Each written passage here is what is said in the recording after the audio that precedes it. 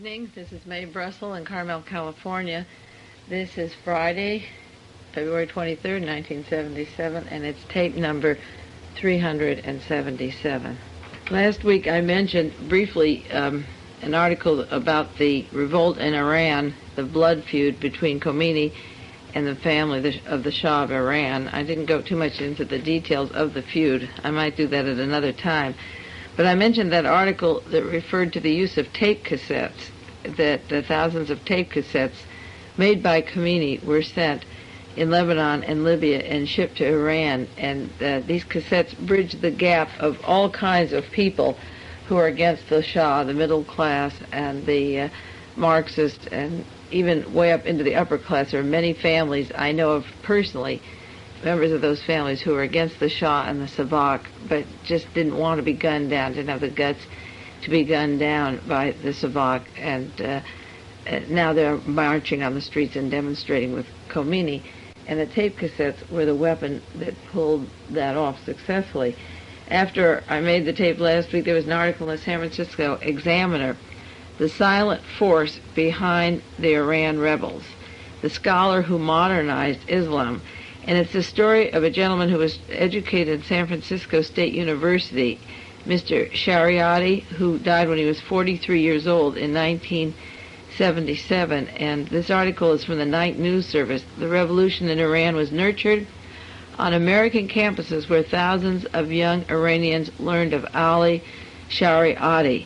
For the most part, he taught things outside his homeland. He collected books and he lectured, and his lectures were forbidden in Iran.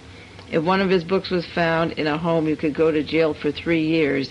And in the United States, the students could read everything. And they didn't think of Iran as necessarily a religious city. The U.S. Embassy did. This article goes on to explain, but that this man wrote about moral forces and the westernization that was eroding the moral worth of Islam, and what we were doing to that country when the CIA took over. And Shariati made tape cassettes. This article says that his teachings were banned, and they spread within Iran secretly and slowly. Books could be obtained in bazaars and passed from one to the other, but the tape cassettes of Shariati lecturing were obtained too, and they were hidden in secret compartments built in the homes of Iranians for just such purposes, and the banned books were memorized, parts of them, and his works were passed on orally to others. Shariati was very important. This article says it was written by Dave Bolt. He joined together the philosophy of religion and politics and took the superstition out of religion. And he was arrested by the Shah, and he escaped and went to England. In 1972, the Shah's police placed Shariati under house arrest. He'd gone back to Iran from San Francisco State. He escaped when he went into hiding in Iran for a year. Then he gave himself up because the police were going to arrest his father. They took him as a hostage. Then Shariati again escaped and went to London. We had a secret location, and he asked for his wife and his 2 daughters to join him in exile, and the authorities said that the passport would be denied his wife, but his 2 daughters could go to London. And he went out of hiding to meet his daughters at the airport, and the next day he was dead.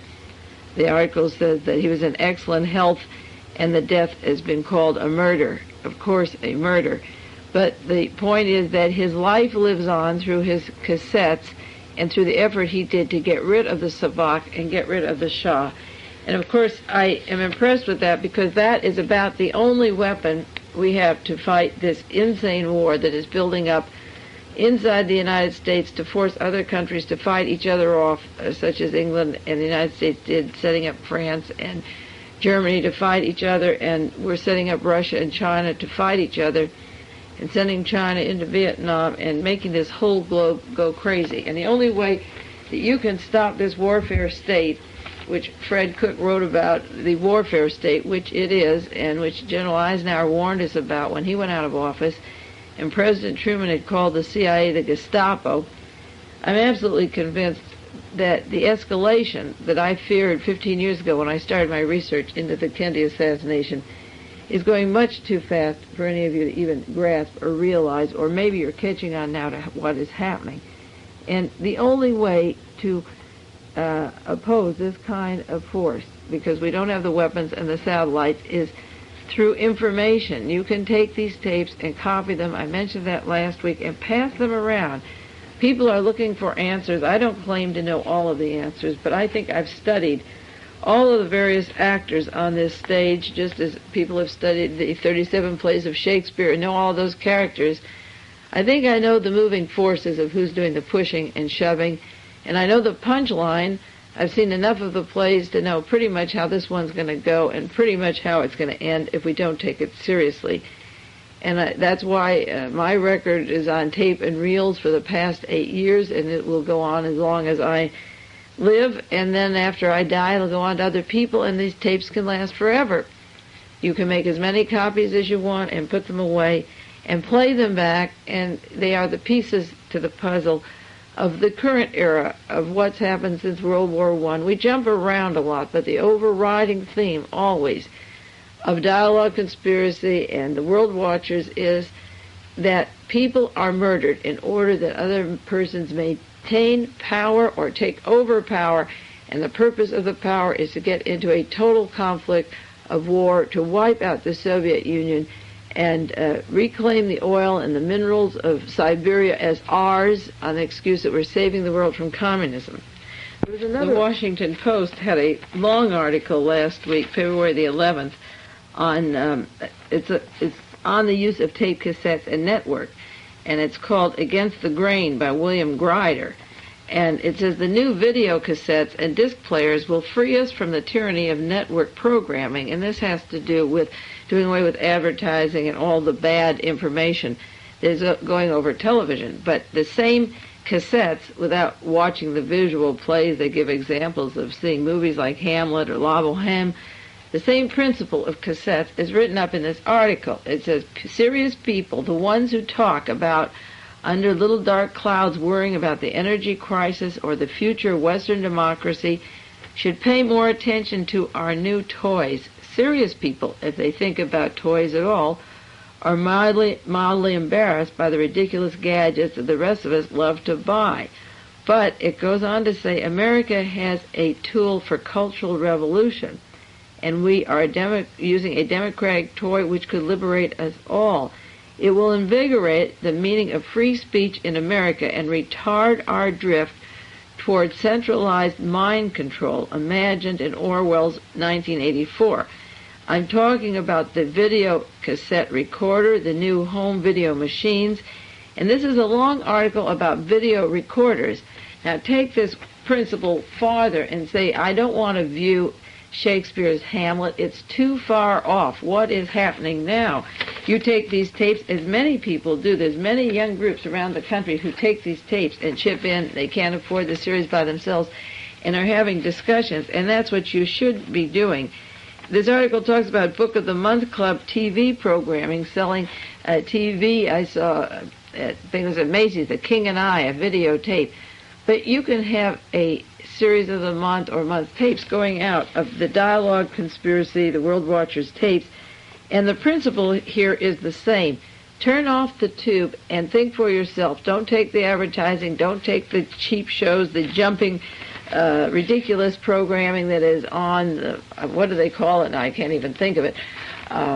Trying to show women bouncing around and the selling of drugs and cosmetics and tobacco and coffee, and turn the tube off and just deny it right to the people who sponsor the shows and say, we don't want it. We are taking Mae Brussell's tapes for the news. You can write to the sponsors of Cronkite and these various programs and say, we don't want your programs anymore. We're going to subscribe to tapes, and we're going to pass these tapes along and get a different view of what's going on in the world. I just tremble when I read some of the news of the week. This past week, the Washington Post has an article, Thinking the Unthinkable. The U.S. eyes bombing Russia without wiping it out. This is by Walter Pincus. The Pentagon is paying a California research company, of course the California company that will put in your Ronald Reagan and has eliminated Rockefeller's candidates of Carter and Ford, the same California companies that have put in this warfare machine and Richard Nixon earlier. The California company is determining the nuclear weapon employment strategy to eliminate the Soviet Union as a national entity. Defense Department documents also show that in Vienna, Virginia, another Pentagon company is being financed to look into the viability of employing strategic nuclear weapons to achieve regionalization of the Soviet Union. They are making plans for targeting against Soviet leadership. 3 long-term Pentagon-financed research projects are among dozens of studies last year done by the White House and Defense Department of targeting the forces using 8,000 warheads that will grow to 12,000 by the late 1980s. They want a blue sky research that represents a significant change in the way the U.S. government looks at nuclear weapons and nuclear wars. The Defense Department wants to figure out whether they should flatten Russian industry. What are our real objectives? They spent $78,000 in 1979 as a contract with the Analytical Assessment Corporation of Marina del Rey in California. Thinking behind the new research, the ANASMC, the nickname for it, the idea that they would eliminate Soviet Union. They're asking, should we eliminate Russia? Should we have a strategy to end Russia as a national entity? And they're asking, is it possible? They're using physicists, economists, mathematicians. Maybe it would be 100 million people. It would not be total destruction. Their economy does survive, although transportation and communications may not. And they're looking in the idea of whether they should keep the Soviet state alive, what targets they should get, or should they end the Soviet state's existence. If we plan to win, we want them to be able to recover a little bit, and we will put them back on their feet. That would be the U.S. burden. If it's something less than wiping them out totally, but put them back on their feet. They wouldn't wipe them out completely because they want the oils and the minerals and the riches that the Soviet Union has and that are in Siberia. But this is what is being studied. This is where the budget is going. And these people are out of control, and they are totally insane. Mr. Goldwater, Senator Barry Goldwater in Arizona, was saying U.S. may be near war. He's a ranking member of the Intelligence Subcommittee of the Armed Forces Committee, and he's talking about going to war. And I'll do more about Mr. Goldwater further along in this tape. The Washington Post has a full-page article last week, China Policy, a born-again Brzezinski, and the article's by Martin Schramm. The eyes sparkle with excitement. Even days later, his sweeping arms gesture. Mr. Brzezinski says it's amazing when you think of it, the leader of 1 billion people having dinner in my house just 2 days after he arrived in this country. The Washington Post has given it a full-page story and a front-page statement, and you can look it up for yourselves in the library if you want. He is so happy about setting up the meeting of Mr. Tong, who was bullying against Russia, and that's why we have Polish Brzezinski, head of our National Security Council, a Pole who wants to avenge his country that had many, many gas chambers and concentration camps. The Germans didn't put the extermination camps on their soil. They were all done in Poland. And the Polish people had been brutally cruel to the Jewish community for years with anti-Semitism. But the extermination centers were in Poland. And our Polish head of the National Security Council is delighted to make China, have China make war against, go into Vietnam, provoke Russia, make war with Russia. That's why he's here. He's earning his money. I've done many tapes, not exclusively on Brzezinski, but taken pot shots here and there. If I did one whole tape on him, I think I'd vomit.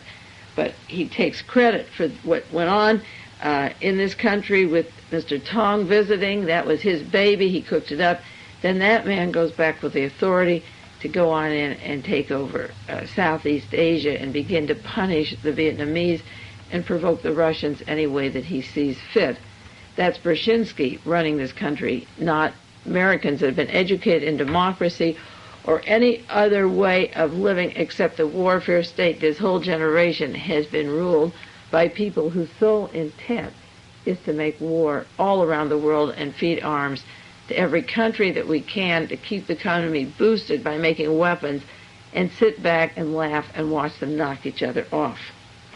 Russell Baker had an article this week in the newspaper that talking tough isn't always the way to win. And he says the people around Jimmy Carter are egging him on. They're calling him a sissy, that they want him to show his manhood.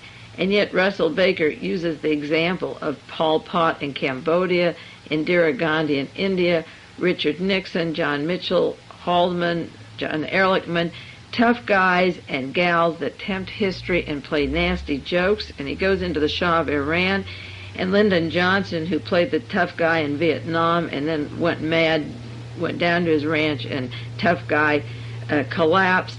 And he goes into the role of Nixon's resignation, Johnson's abandonment of the president, and the Shah in hiding. And he says the tough guys don't always win. They're goading Jimmy Carter on because there's an election coming up. Be tough to these people. And what Russell Baker is saying in his article is the world is not always to the tough, Jimmy. You don't have to show your manhood by going behind your Mr. Brzezinski, and even your training at Annapolis, in the Atomic Submarine Division doesn't mean you're going to come up the winner next time. And I think we have to learn something about the softness of life and the way you win friends and the way you keep friends. And the toughies are losing, and they'll keep trying until they're backed up against a wall or kill all of us with their chemicals and their radiations. But they just simply have to be in the saddle running, and they're going to be there as long as you let them. And when you get on the streets and protest what they're doing here, like we protested in the 60s against Vietnam, they'll know how we feel. But there's going to be a point where we're going to have to go out in the streets and scream and yell, we've had enough. I've had enough for a long time, but the word has to get around. People really don't realize how serious it is that a man, say, is Machiavellian as Rockefeller, as horrible as Nelson Rockefeller, what he did to Chile and Attica and all these various countries, overthrowing them and approving of the CIA espionage plans to overthrow countries for profits of banking and whatever. Even he had people like Ford and Carter as his nominees, and you really don't know what it's going to be like. Maybe next week I'll do one tape on the California violences to review what it was like with Ronald Reagan as governor. There was an article last week in the Hollywood Press, and I'm just going to do several mentions on Rockefeller this week. I'm not going to do the fourth part on the Rockefeller story till next week because I want to update you on some other news stories. But Greg Roberts has an article on Rockefeller's death stirs memories of Jonestown death threats. And this was in the Hollywood Press. Greg Roberts wrote that Nelson Rockefeller, whose name is among many conspiracy theorists linked to the conspiracy theories, which I have given on past tapes as motives for his being killed, and one time Undersecretary for State of Latin American Affairs, died in good health with no heart trouble, and it stirs memories of Jonestown and reports that hit squads with guns or drugs or poisons could go after a number of celebrated public officials, as well as defectors from the notorious cult. And this article goes on to say that while the press told us there was no indication in a foul play in Nelson Rockefeller's death, there's certainly questions about Andrew Hoffman, the bodyguard, and a Secret Service agent who was outside on the street. Last week I talked about the walkie-talkie out on the street. Greg Roberts has written that a man identified himself as a Secret Service agent, and all he said when they came in is, "We have an unconscious patient inside." Remember when the ambulance was called that Ponchetta Pierce didn't say it was Nelson Rockefeller, even though Megan Marshank called Ponchetta and said Nelson Rockefeller is downstairs with a heart attack. She identified the condition and the name of the man. And then that woman comes down and says there's a heart case here, send an ambulance, and a Secret Service man outside with that walkie-talkie said, "We've got an unconscious patient here." Greg Roberts wrote that the New York offices of the FBI and the U.S. Secret Services have taken some look at the possibility of foul play in connection with Rockefeller's death. The Washington, D.C. headquarters and the New York offices of the FBI and Secret Service have taken a look at the possibility of foul death in the connection with Nelson Rockefeller. The New York City Police and the Emergency Medical Services Department have been doing their jobs, But the federal agencies and the Rockefeller family so far have been lagging their feet. And it goes on to say that the Jonestown suggestion that leaders would be killed, maybe if they didn't go along or if they knew too much, would be killed by cyanide is interesting, because I did mention my motive several weeks ago that his Venezuela property and his holdings in Venezuela may have been used by one of those banks that Jim Jones used in Venezuela, and they were walking distance from Jonestown to Venezuela. That was one of the connections of Rockefeller to Venezuela. That possibly could be one of the motives for erasing him just at this time. I know that it's good to have him out of the way for certain Republicans for the 1980 nominations, but was there any link of Nelson Rockefeller to Jonestown? Since last week's tape, I got an article from one of the listeners in New York. I'm getting wonderful articles. Thank you very much for sending these. We have a news blackout here. The New York Post, February the 13th, has an article about Megan Marshak, and it says she was engaged to a man for 3 years by the name of David Lustig, who came from California. He works for the Valley News, and he worked for Nelson Rockefeller from 1977 to 1978. Marshak was engaged to David Lustig for 3 years, but she went to work for Nelson Rockefeller, but she got an assignment for her former fiance with Rockefeller, and she got a job for him as a photographer. She was a researcher for Rockefeller, and she got a job for her friend David Lustig at the home of Nelson Rockefeller, where he was supposed to be photographing art objects at the estate of Nelson Rockefeller for a year. He worked for Lustig, worked at the Pocantico Hills home, that estate, for 9 months. He traveled to Rockefeller's Venezuela ranch, where he was allegedly photographing thousands and thousands of family possessions, from silver to china to art to furniture, for an inventory. That's very interesting. I would like to see those photographs. I know that Adolf Hitler photographed every experimentation and every program he had going. And this gentleman that was engaged to Megan Marshak for 3 years was at the Rockefeller estate in New York City, upstate New York, photographing every object the family had, and then was down in Venezuela. He worked for him until 1978. It would be interesting to know, as I say, how close the Rockefeller estate in Venezuela is to Jonestown. If the money invested in the banks in Venezuela from Jim Jones had anything to do with the Chase Manhattan investments. It would be interesting to know more about David Lustig. I think runs a Daniel Ludwig down in Brazil, which isn't far away. David Lustig, where he comes from. He's now in California working for a newspaper office, the Valley News in California, San Fernando Valley, where Megan came from. And I think more has to be done about this particular person and the research into their background. David Marks, who just wrote a book on mind control, and the CIA, the search for the Manchurian candidate, was saying on a talk show in San Francisco, and I'm sure it's in its book, that the CIA experimented on sex of agents with persons that they had sex to see what time they would talk the most and when they were more responsive to reveal information. And the women, the CIA women, were trained, carefully trained, and put to work to have sex with these particular persons. And they were given $100 a day or over $100 a day and had this training. Now, I'm not saying this is true, but I'm asking, again, the unthinkable. Megan Marshak worked in Viennese, California. Her father worked in aerospace and was fired at the time that Richard Nixon's war scaled down. He was given a notice and he was fired. She was very bitter that her father wasn't working in defense and aerospace industry. It reminds me of Lawrence Layton, whose father worked for the germ control, chemical, biological warfare in Utah, and Terry Buford, whose father's in Navy intelligence.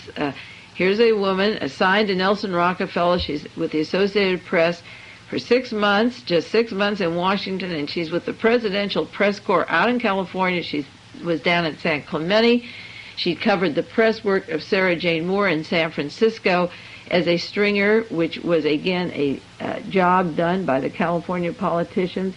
And Sarah Jane Moore has close links to the very strong conservative Regan Holmes Tuttle Group down in Los Angeles, the politicians. Her husband's real name is not revealed to us, the woman who's been charged with attempting to murder Gerald Ford, which she was proud to do, which again would have made Regan the nominee or the president if he had gotten in, certainly the nominee and probably the president. This woman was carrying the Sarah Jane Moore story. She was down at San Clemente. She goes to Washington 6 months, and then we're supposed to believe that the way she got to work for the Vice President of the United States, who was then just completed his job on the CIA and the assassination of foreign leaders, his committee, with all of the fingers that he has in the pie, we're supposed to believe that she took a package of Oreo cookies and wrapped each one individually and gave it to the man who has everything else in the world, and he was so entranced by individually wrapped Oreo cookies that Nelson Rockefeller then took her to New York City with him, where she was given over $100 a day and $60,000 a year, plus all expenses and charge accounts that we talked about last week. This really stretches the imagination to ask, is this woman one of those trainees that David Marks was talking about, that when she switched from her $214 a week job to over $100 a day, were the taxpayers paying that when he was Vice President Rockefeller and she was working for him at over $100 a day? Were we paying her salary like we pay the salary of the CIA women that went to bed with men to get the secrets of them before, after, or doing sex? Was she one of them that the taxpayers paid? Megan Marshak, remember, waited till he was cold dead before anybody came to pick up that body, and they referred to her as a mystery woman. And we went into this for several weeks. I won't do more. But in lieu of the Marx book of the salaries of the females and how they're trained, and the mystery of Mr. Lustig, her fiancé, that she got to work for Rockefeller down in Venezuela, and the Venezuela connections to Jonestown, we just have to keep asking these questions. I think I have the answers, but I'll ask them in terms of questions and just stimulate your gray matter and let you think whatever you want about them.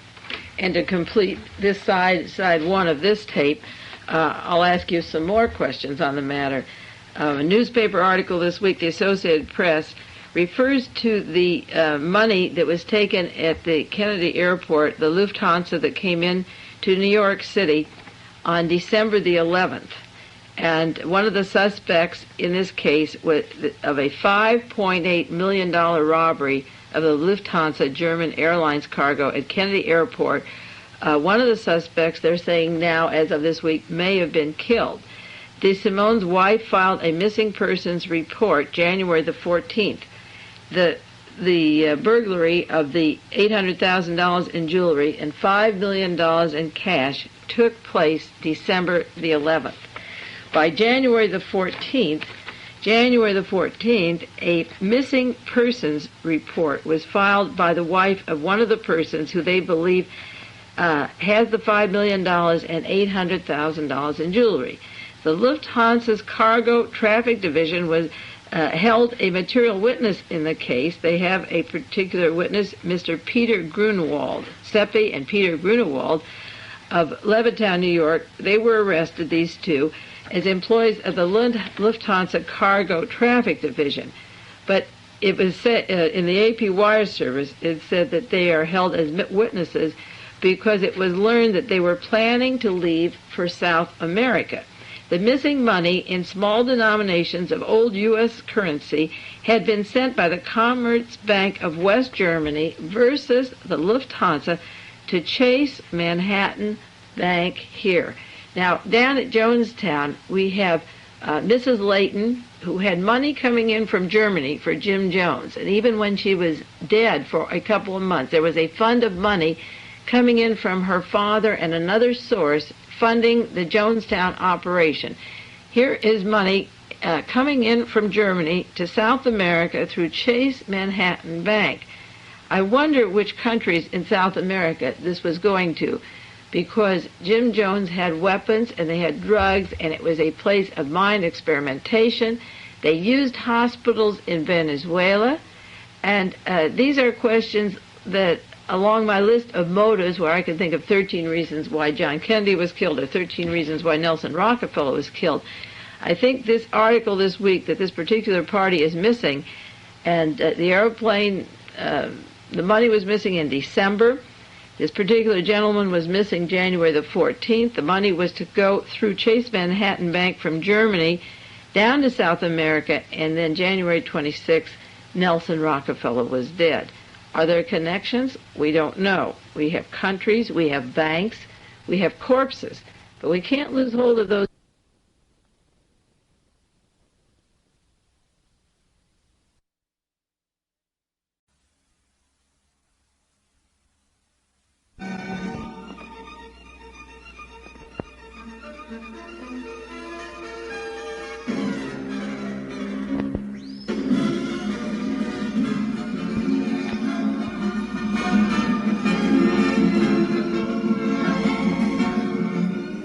Good evening. This is Mae Brussell in Carmel, California. This is July 14th, 1978, and this is tape number 337, side 2. I have a little trouble ending the tapes because of the time gauge here at the house. As I said before, I don't have the clock in front of me from the studio, KLRB. So if I use music at the end, then you'll know that I have signed off, and I have a few seconds left on the tape. We'll just use some music, and that means I did mean to finish. Now we shall continue with the obituaries of just this last week of one particular day that I cut out the articles, and see how much is happening in the world around us of people who've had longevity, because my interest, of course, is to follow all of these people. I do read the pages of the Washington Post and New York Times carefully, because there's good biographies of people that we have no idea what they're doing when they're alive, but when they're dead, you can put a lot of pieces together. There's one gentleman who died this week, is 81 years old, not quite what Hitler would be, 7 years less, by the name of Ernest Breech. He was an aviation automotive official. He was one of the top executives of the country. He worked with Bendix Corporation, with TWA and Ford Motor Company, and he, in quotes, helped rebuild Ford Motor Company after World War II. This is important because the rebuilding, the continuous importation of the Nazis in this country, and the role that the Ford Motor Company had in putting Adolf Hitler in power demands that we examine some of these particular people. Mr. Breech worked for Ford, and they said that when he worked for them, that there was a time where they had losses of $100 million a year. And at that time, then Mr. Breech stepped down as chairman in 1960, leaving Henry Ford II at the helm. And at that time, the profits had gone to $500 million a year. I wonder if these estimates of losses of $100 million a year were going to any neo-Nazi movements, that they were losses on the board and not actual losses that they were in the hole for, because it seemed that Mr. Breech went on to have a very successful career with Bendix Corporation. He revitalized the Ford Motor Company after the war, and then he became president and chairman of the North American Aviation Company, which was a General Motors affiliate, in 1933. You see, this is important because in 1933 is the year that Hitler just surfaced up front as the Fuhrer. Mr. Breech resigned as vice president of General Motors in 1942 to work for Bendix Aviation Corporation Company. And, of course, the Secretary of our Treasury, Mr. Blumenthal, came from the Bendix Corporation. In 1955, becoming the first chairman of Ford's board, the first chairman of Ford Motor Company's board, Mr. Breech described the Ford Company in 1946 as being a awkward, misshapen giant suffering from hardening of the arteries. What they were suffering from in 1946 was the loss of World War II, putting all their money into Hitler, and they had to rebuild Germany and their weapon system over again, a clandestine manner, I suppose, getting ready for the World War III that we see now. And of course, then Mr. Breech worked in 1955 as an 8-man panel, member of an 8-man panel studying the, in quotes, peaceful uses of atomic energy. In 1953, he won the annual Brotherhood Award from the National Conference of Christians and Jews, given a Freedom Foundation Award, which is interesting considering his working with Mr. Ford all these years. Again, the Los Angeles Times had 2 or 3 sentences about Mr. Beach being brought in to rebuild the Ford Motor Company after World War II. And the Washington Post had just 3 or 4 sentences saying that he worked for Bendix Aviation and that the Ford Company was losing $68 million a year, and he came in, and in the Reconstruction period, they did very well. This man's links to the Bendix and to the Atomic Energy and Ford Motor Company is interesting. He passed away. Another man who passed away this week at age 84, that would be 4 less than Adolf Hitler, is Otto Timm, described as a pioneer of U.S. aviation. He was 84. Otto Timm was one of the pioneers of aviation and the man who gave Charles A. Lindbergh his first airplane ride. He just died this week. Charles Lindbergh, of course, was ready to move into Germany when Germany invaded Poland and was a Nazi. That doesn't have anything to do with Mr. Timm's political affiliations, but it's interesting that a man who gave the first airplane to Charles Lindbergh just died this week. His first plane was in Minnesota in 1909 that he built, and he came to California in 1916 and started training Army pilots in 1916. In 1922, he worked for an aircraft factory, and that's when he met Charles Lindbergh, the young pilot. He returned to California in 1925 and started building airplanes, and in World War II, he manufactured the Navy trainers and the troop transports.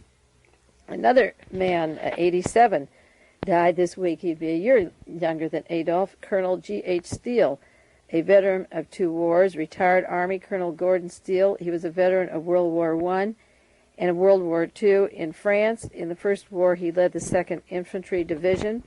The unit was decorated by the French government, and he was entitled to wear the braided rope.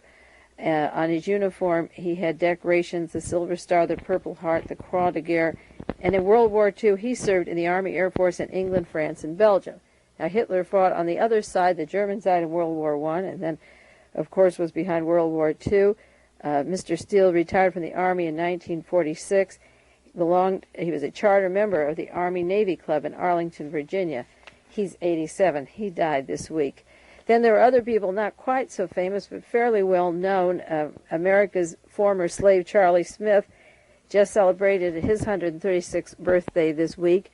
Mary McReynolds, the widow of former Tennessee Congressman, her husband Samuel McReynolds was chairman of the House Foreign Affairs Committee. She was 90, and she died this week. Eleanor Arnold, a widow of the decorated Air Force General Henry Hap Arnold, died in Sonoma. She was active in organizations. Her husband had retired after World War II. He was a major and then worked his way up and was a high officer in the United States Army, the Air Force General. Hap Arnold, 91. She died. Marvin Shirley died, 84 years old, a labor official in Philadelphia, died at Georgetown University Hospital. That would be 4 years younger than Adolf. Mr. Shirley had gone to Uruguay and lived with their family who were in the Foreign Service, was active in Washington, D.C., worked with the Labor Department in the mid-40s, and was assigned to the refugee program in Greece and Athens in the early 1950s. He also worked in 1958 in the Philadelphia office as a director for the AID. He worked for an assignment for the AID, which has been a CIA front in Uruguay, designing model labor relations for that country. He was 84, 4 years minus Adolf. These people have quite active lives going right back to Hitler's childhood or paralleling it, and they're just dying at this time.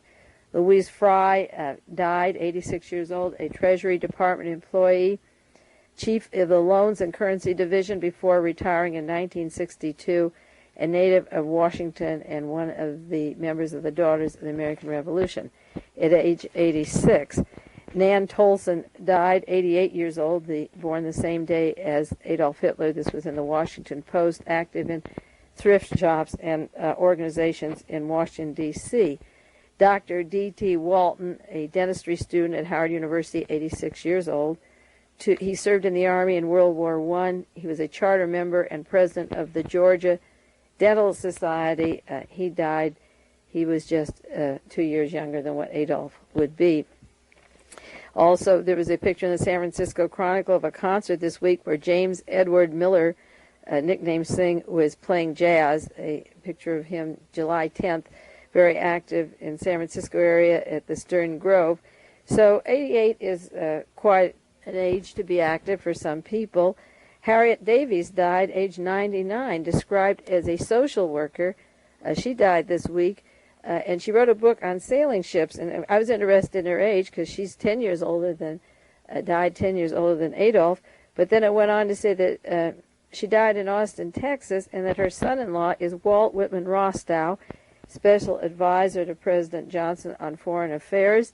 She married Milton Davies, who established the Academy of Arts and Sciences at Columbia University in New York.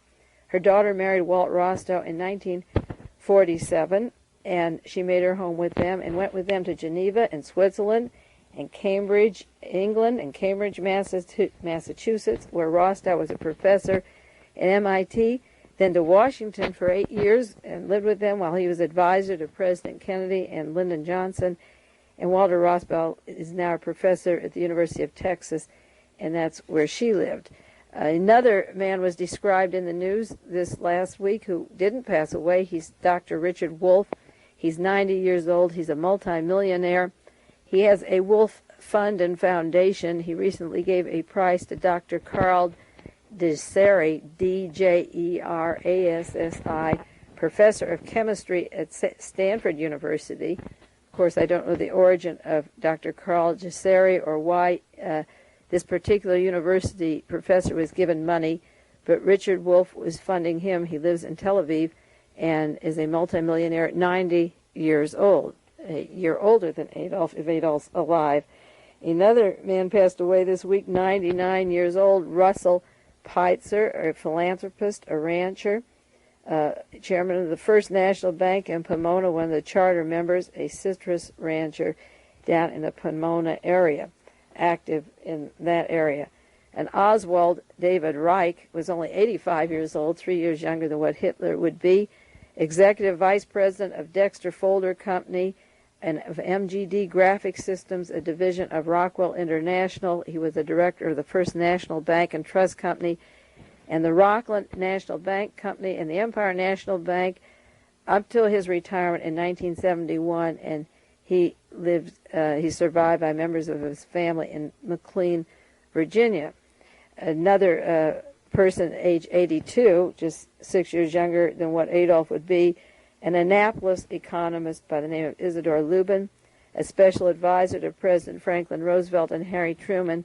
He had a heart attack this week. He worked with the federal government in 1918 as a statistician in the Food Administration with the War Industries Board. So he would be associated with Herbert Hoover in the ripoff of the food plan, where the money was sent to the Tsarist white Russians that wanted the swastika later in the Soviet Union. Herbert Hoover, under the guise of sending food over to Europe, was actually sending money to these Tsarists that had escaped.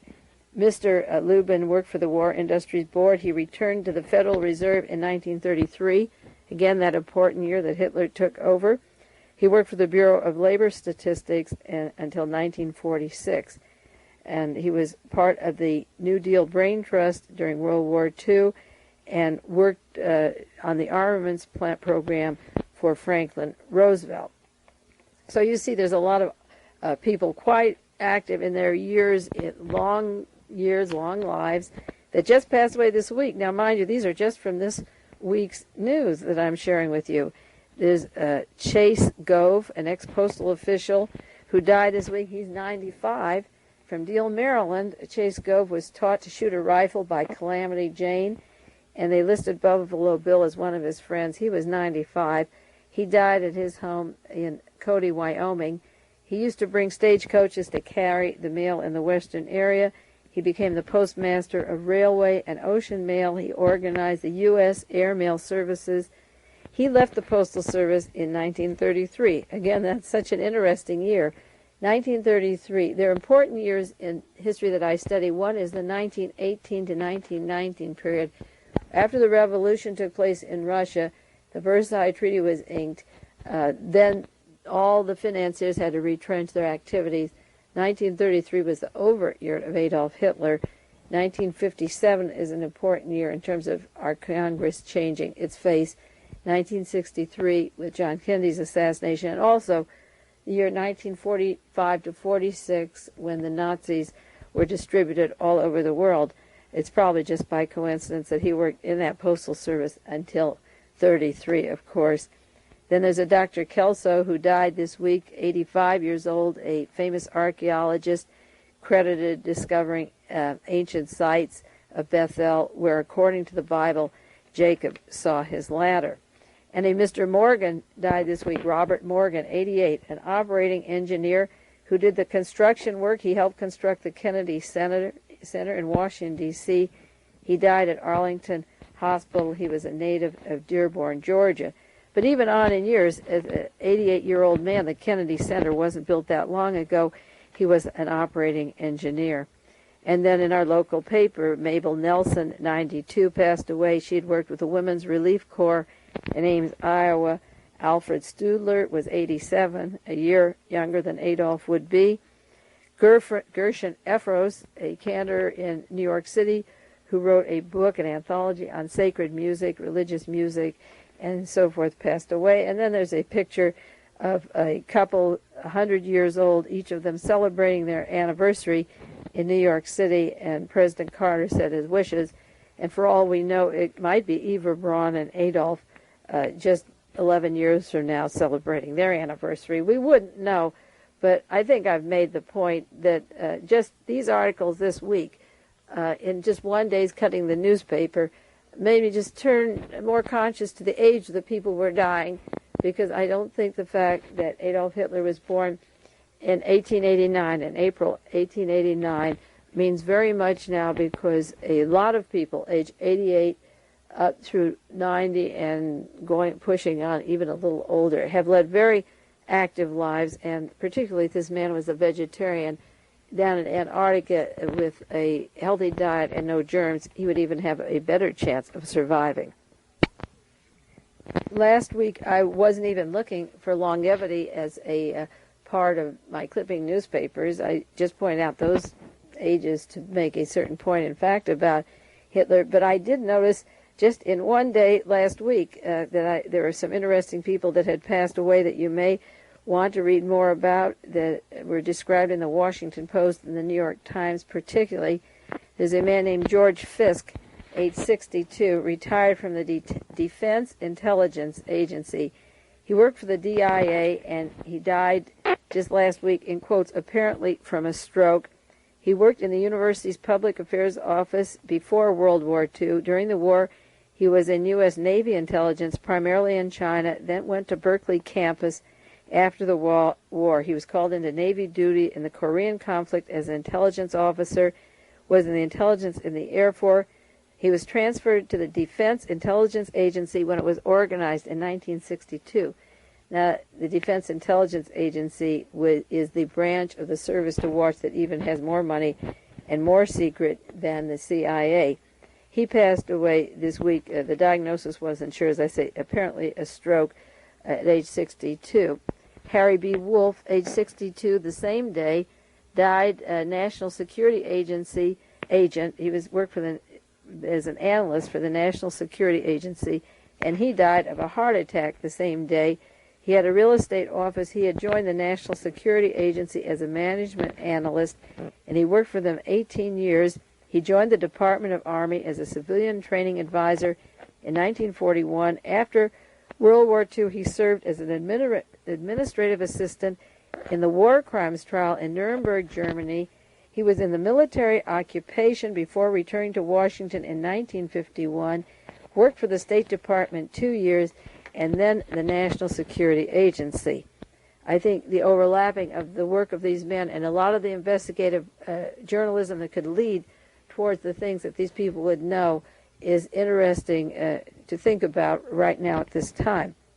And the same day that Harry Wolf and George Fisk died, retired Armored Colonel John Lays died, and he's described, L-A-Y is his name, as working. He's 59 years old, who served in the Pacific during World War II.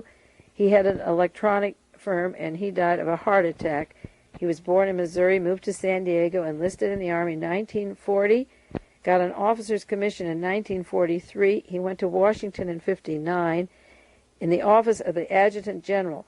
From 1961 until his retirement in the Army in 65, he was an aide to the Secretary of the Army. 61 to 65, of course, with the planning of the Kennedy assassination. I'm not implying that he had anything to do with it, but I have said that the plans to kill John Kennedy were set in 1960, and of course there was a lot of cover-up, and the head of the Pentagon, the historian, Otto Winneker, was from the Pentagon. The minutes of the Warren Commission meetings illustrate that they sent in the Army to write the Warren Report. After he left in 1965, working for the Secretary of the Army, he headed an electronic firm in the Washington, D.C. area. Another man who passed away the same day, Leo Cullanane, Cullanane, Leo Patrick Cullanane, 71 years old, a former White House correspondent, a Washington public relations man, died of a coronary thrombosis. He joined the staff of the New York Herald Tribune. He covered the White House during the New Deal days. He served in the South Pacific in World War II. He wrote sketches of the top military men, including Douglas MacArthur, Admiral Chester Nimitz, and William Halsey. After the war, he went to Washington. He worked for the Tribune in the 50s, and then he worked for such members of Congress as Senator Estes Kefauver and Senator Wright Patman. In the mid-50s, he worked for public relations firms in Washington, D.C. He collaborated with various authors on books on Mr. Roosevelt and Truman, and one called The Volcanic Isle. It'd be interesting to know how much history he took with him in the grave. Another reporter who died the same day, or a day apart, was Felix Belair Jr., 70 years old, a year younger than Mr. Cullanane.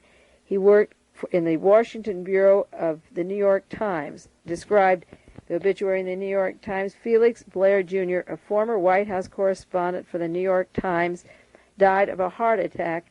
He was 70 years old.